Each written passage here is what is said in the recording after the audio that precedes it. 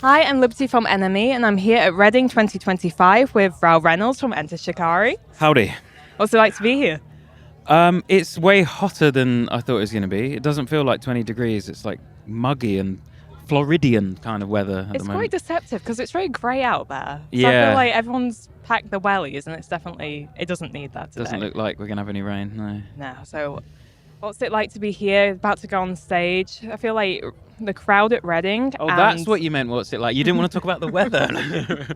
I feel like the crowd at your shows and at Reading and Enter Shikari's performances are like a match made in heaven. Like the energy is definitely going to be here today. Are you pumped? Are you ready? Yeah, it's the big one. You know, this is the one we went to as kids. It's the only show that, I mean, we've done it probably 10 times, I think, if not more. It was the first festival we played, so there's so many memories and so much kind of nostalgic excitement, you know, built in to this festival. So it's the only one that will definitely give us butterflies before we go on and everything. And yeah, it's just always great to be back. I feel like Enter Shikari really are legends when it comes to the festival scene. You must notice playing year after year, you see faces returning, you see the crowds getting bigger, you see the energy there every year. Yeah, I mean, you know, festivals are like the best part of this job. You know, it's just being able to immerse yourself in this vibe like throughout the summer and get to do multiple. And yeah, Reading Leeds is the big one. But even just like this morning, like rocking up, we saw like some of the same faces and then like security, some of the same people that work here. And you know, for a band that's played it so many times, I remember the security often said that we were like the house band for a few years, like back in 2012 sort of era. So yeah, it just feels like coming back home, really. You've earned your stripes. Sorry? You've earned your stripes here. Yeah, I think so, yeah. And one way that we saw your live shows coming to life was your Live at Wembley live video that you've just released, the film. What was it like, and why was that the concert that you wanted to release and put out there? What about it made it special? I mean, I think it took us, you know, that was the first time we played Wembley Arena. We always chose Ali Pali because it's one, I can walk there from my house. It's like my local in terms of venues, and it has this beautiful history in it, and we've had an amazing time there every time we play. But we thought, look, it's time we actually played Wembley Arena, and so it felt like a big moment really for the band. You know, what are we, like 20 years into it now, and yeah, so it just felt like a real occasion.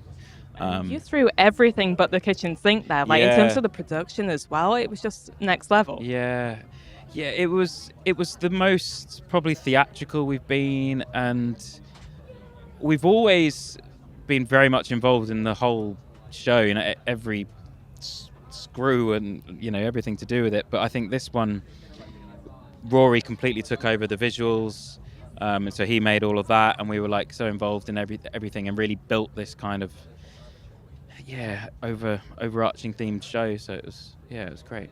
Something that really stood out to fans and I think resonated with a lot of people is you using your platform there to speak out in support of Palestine. Why was it important for you to use the pedestal to do that?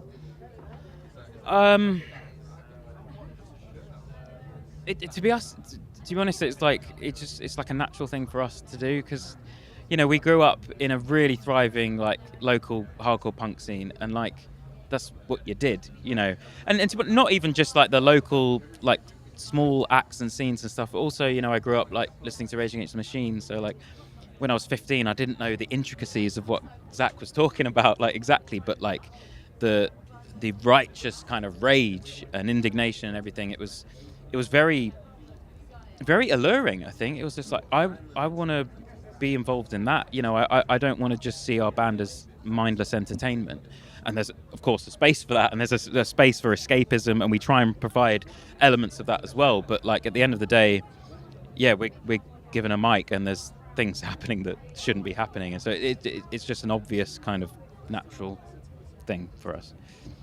Because you also joined many names in signing the petition defending artists' right to like freedom of expression. Would you say it's at the core of Enter Shikari to use your platform to speak out for what you believe in? Is that something that has been there from the beginning, or has it become more evident over time for you? No, yeah, it was there from the beginning. Yeah, as I say, those, you know, early shows that we go to, and there'd be all sorts of bands, whether it was like local politics and like fighting against our council, who were always trying to close down the shows and close down the youth centres and clubs and things, or whether it was then learning about like bigger things in the world. It just seemed creating community is the real thing, because people often like say, oh, what's the point in doing that and saying this or in going to a protest? But like the connections you make there, and the more emboldened you feel, the more that the more it becomes alluring, I think, as I was saying, and the more people want to sort of be involved in things like that. So yeah, for us it just seems like a no-brainer, and obviously the situation in Gaza is just you think it's got as worse as it can get, and then each day it just gets worse and worse, and it's it would be harder not to say anything, for me to go on stage and like just perform as usual, because that's what I've been saying in the European festivals that we've been doing. It's like you go on stage and you've just been scrolling through a live stream genocide, and now you're on stage and you're like, okay, let's create escape and be happy and pretend everything's fine. And it's like cognitive dissonance, isn't it? It's like I can't operate in these two worlds. They have to fuse somehow. And if that makes for a slightly like awkward little moment on stage where we're trying to say something and it doesn't land, it doesn't matter. Like, at least you've kind of used your platform for something. So yeah, it seems to be like a natural thing, I think. One way that you've done it and really made a massive impact already is speaking out in support of grassroots venues. I feel like people forget that you guys kind of came up with the idea for the £1 ticket levy to support, and it's got so much momentum now. We've had acts like Coldplay, Katy Perry, Sam Fender all joining on the bandwagon. Incredible, yeah. I think it was Royal Albert Hall now are implementing that for all of their upcoming shows. Did you expect to see this momentum when you pitched the idea or when you first put it forward? No, I think we for us there was a frustration that people weren't trying things. There was always this kind of brick wall that came up. You always came up against when we want to support like grassroots venues, but how? And oh no, you can't do that. And things were just thrown out. And so because it was our tour, we were like, well, let's do something. Why can't we do something? Stop this. Let's tear down this brick wall and actually try something. So it was really exciting.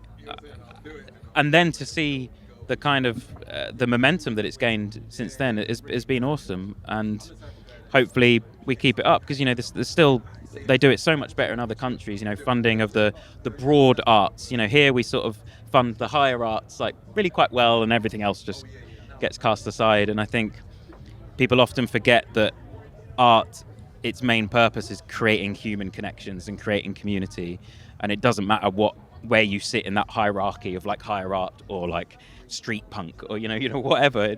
It doesn't matter. It's still doing society a service in some way, I think.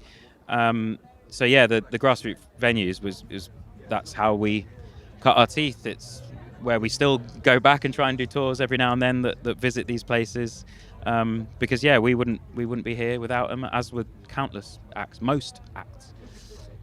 Last time we spoke to you, you hinted that you were going back to the studio and thinking about new music. It's been probably about 7 months since then. Where are you up to now? Yeah.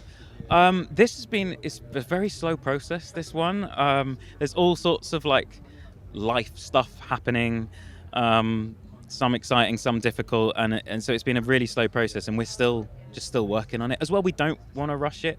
We're 6, 7 albums deep. So there's no reason for us to throw out another album, like we'd much rather think, okay, how can we make the 8th album interesting and like exciting for us?